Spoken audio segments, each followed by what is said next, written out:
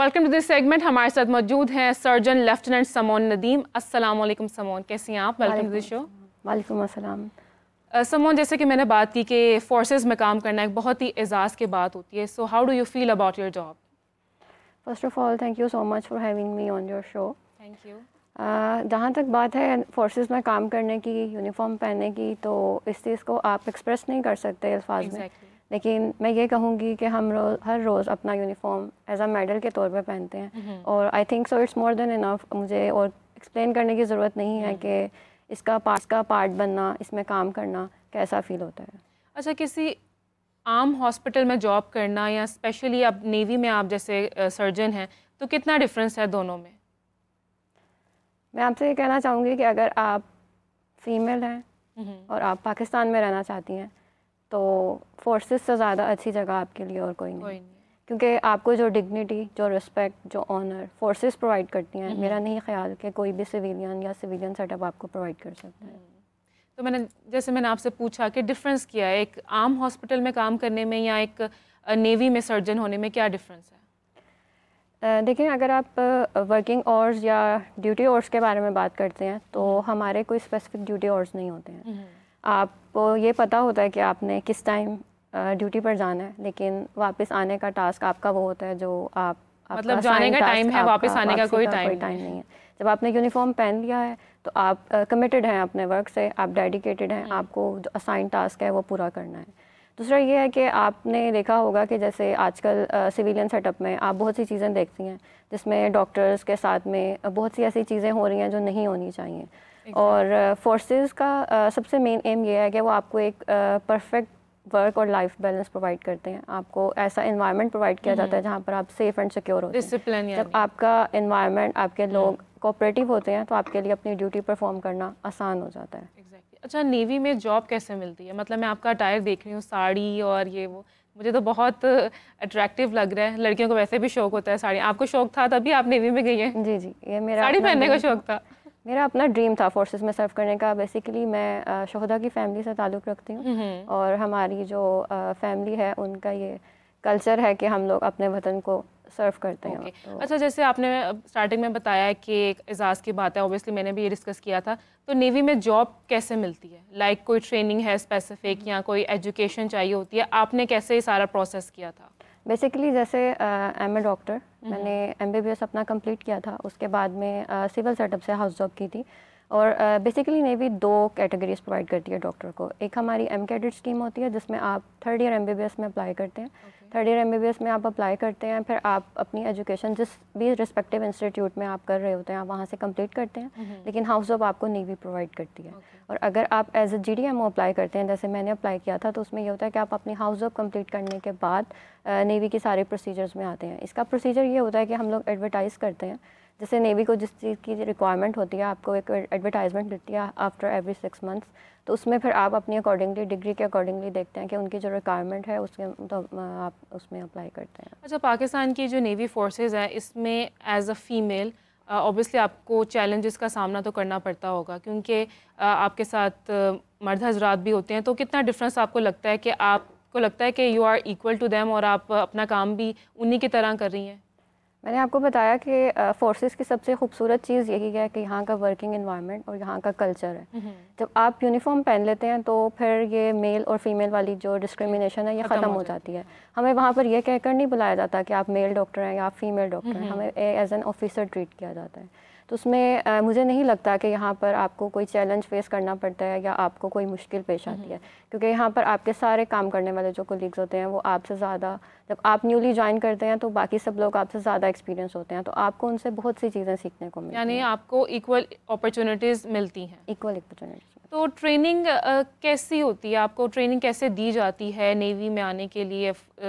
Specially अगर मैं बात करूँ तो जैसे कि आप सर्जन हैं तो ऑब्वियसली डॉक्टरेट आपने पढ़ा होगा, आपने सारी डिग्री अपनी पढ़ी होगी, आपने एजुकेशन ली होगी, लेकिन स्पेसिफिक जो ट्रेनिंग है हमने तो सुना बहुत मुश्किल होती है, अगर हम पाकिस्तान के किसी भी ऐसे हाई प्रोफाइल ऑक्यूपेशन की बात करें, फोर्सेस की बात करें।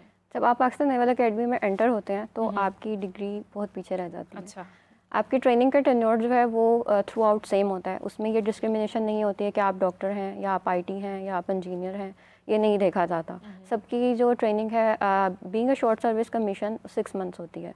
हम लोग 6 मंथ के लिए पाकिस्तान नेवल एकेडमी में जाते हैं, वहाँ पर हमारी ट्रेनिंग होती है। ट्रेनिंग का प्रोसीजर वही होता है कि आपकी फ़िज़िकल, आपकी मेंटल, आपकी लीडरशिप क्वालिटीज़ को पॉलिश किया जाता है। लीडरशिप क्वालिटीज़ आप में डेफिनेटली होती हैं, लेकिन उनको पॉलिश किया जाता है। आपको डिसीजन मेकिंग की पावर सिखाई जाती है, आपको दिखाया जाता है कि आप किस तरह से मल्टीटास्किंग कर सकते हैं, आपकी पर्सनैलिटी को ग्रूम किया जाता है और वो सारी चीज़ें आपको सिखाई जाती हैं। अच्छा, आपके अंदर आपने क्या चेंजेस फ़ील किए नेवी फोर्सेस ज्वाइन करने के बाद? एक ऑब्वियसली एक स्ट्रॉन्ग पर्सनालिटी आपको बनानी पड़ती है, अगर आपकी नहीं भी है, और आपको देख के मुझे माशाल्लाह लग रहा है कि that you are a strong personality, तो आपने कैसे अपने आप को ग्रूम किया इस फील्ड में? नहीं, आप किसी के अंदर लीडरशिप क्वालिटीज़ डाल नहीं सकते, ये आप में बाय बर्थ होती हैं। फोर्सेस जो हैं उस चीज़ को आप जैसे कहा जाते हैं कि जोहरी जो है वो हीरे की कदर करता है, तो उसमें यह है कि आप जब चूज़ किए जाते हैं, आप इतने ज़्यादा ट्रायल बेसिस से गुजरते हैं, आपके इतनी ज़्यादा सारे इंटरव्यूज़ लिए जाते हैं, वो इसी बेसिस के लिए होते हैं। उसके बाद फिर जब आपकी ट्रेनिंग स्टार्ट होती है तो आपकी ही जो आपकी क्वालिटीज़ होती हैं उनको पॉलिश किया जाता है। अच्छा, आपको अपनी ट्रेनिंग के टाइम का कोई भी मेमोरेबल मोमेंट या चैलेंजिंग मोमेंट याद है जो आप हमारे साथ शेयर करना चाहें? हमारी ट्रेनिंग का मेमोरेबल मोमेंट ये था कि बीइंग अ डॉक्टर, जब मैं सिविल सेटअप में थी तो मैं अपने फ़िज़िकल्स में ज़ीरो थी। अच्छा। मतलब मुझे घर में एक्सरसाइज और जॉगिंग और वॉक और फायरिंग रेंज तो मैंने कभी देखी भी नहीं थी। और जब आपका ये होता है कि जब आप ट्रेनिंग पे जाते हैं तो आपसे बहुत प्यार से पूछा जाता है कि आपके खौफ क्या हैं, और आप जो चीज़ें आपके फेयर्स में शामिल होती हैं उनको आपके फ़ोबियाज़ को ख़त्म किया जाता है बेसिकली। तो अगर आपको वाटर फ़ोबिया है तो आपको सारा दिन पानी में रखा जाता है। अगर आप किसी जगह पर आप कहें कि आपको हाइट फ़ोबिया है तो आपको सारे टास्क ऐसे प्रोवाइड किए जाएंगे, बल्कि आपको लीड करने के लिए कहा जाता है कि आप में जो भी चीज़ें आप में लैक कर रही होती हैं उनको आपके अंदर से निकाला जाता है, आपको आपके खौफ निकाले जाते हैं। तो वो सारी चीज़ें, मतलब मैं क्योंकि अपने फ़िज़िकल में ज़ीरो थी तो मैं सारा दिन परेड ग्राउंड में ही होती थी। और अच्छा, इसके लिए कोई एज होती है, मतलब स्पेसिफिक आपकी हाइट इतनी होनी चाहिए, वेट इतना होना चाहिए, एज इतनी होनी चाहिए, कोई इसका प्रॉपर सिस्टम है या कोई भी लड़की जा सकती है? नहीं, ऐसा नहीं है। इसमें यह है कि जब आप अपना इनिशियल इंटरव्यू देते हैं तो उसके बाद में आपका इनिशियल मेडिकल हेल्ड होता है। आपके इनिशियल मेडिकल में आपकी बेसिक चीज़ें होती हैं, जैसे अगर आप बीइंग अ फीमेल आप ज्वाइन कर रहे हैं तो उसमें आपकी जो हाइट है वो 5 रिक्वायर्ड होती है। उसके अलावा आपकी विजन, आपकी आई साइट, वो सारी चीज़ें जो इनिशियल मेडिकल में इंक्लूड होती हैं वो की जाती हैं। आपका BMI होता है, उसमें आपको BMI में यह है कि अगर आपका वेट समहाउ होता है तो उसमें आपको थोड़ी सी कंसेशन दी जाती है। आपको थोड़ा सा टाइम दे दिया जाता है कि अगर आप अंडर वेट हैं तो अपना वेट इंक्रीज़ कर लें, अगर आप ओवर वेट हैं तो अपना वेट रिड्यूस कर सकते हैं।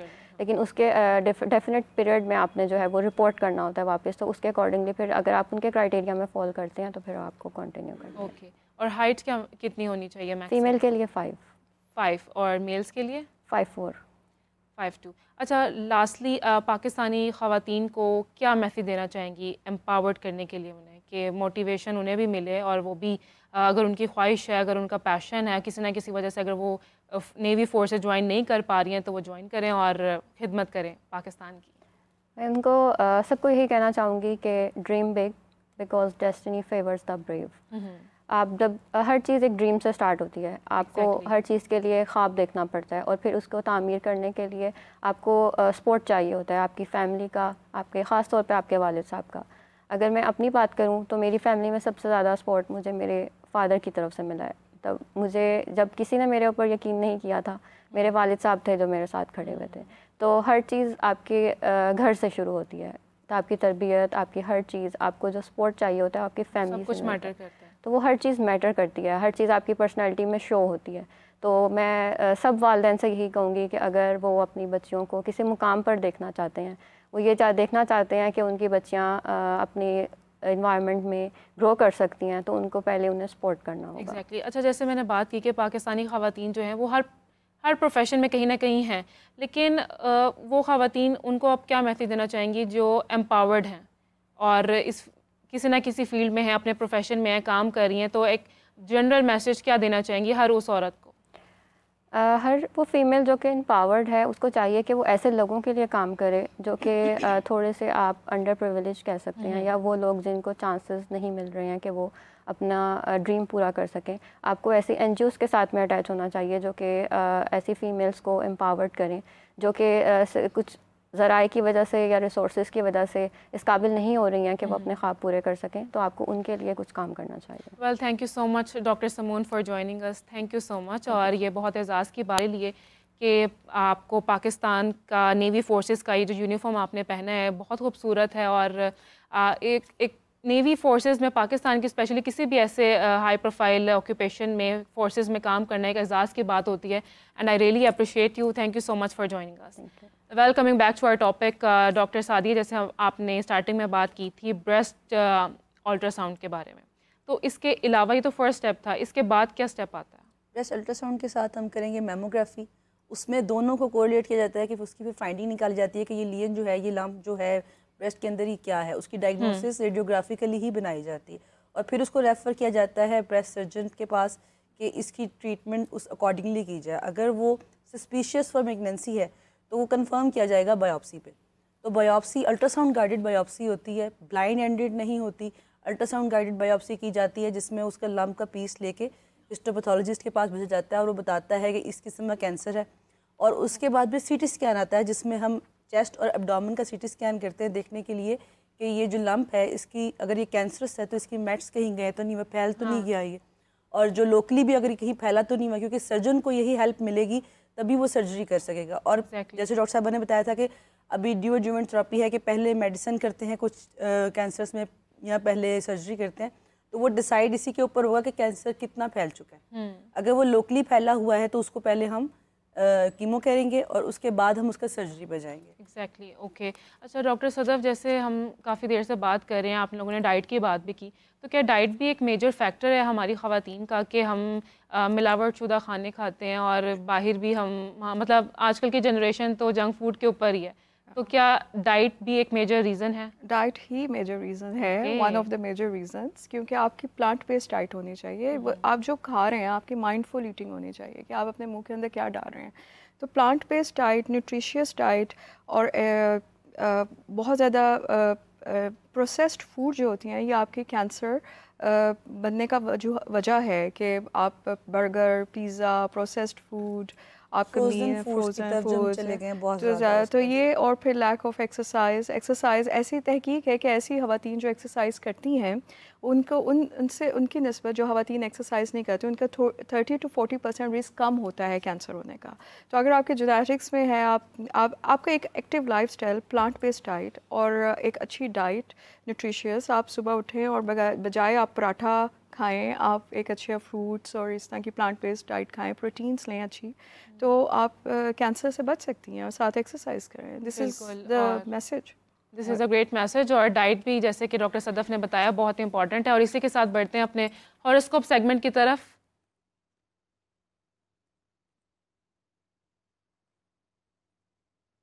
Welcome to the horoscope segment. हमारे साथ मौजूद हैं सईद अली जंजानी साहब। अस्सलाम वालेकुम जंजानी साहब, कैसे हैं आप? वालेकुम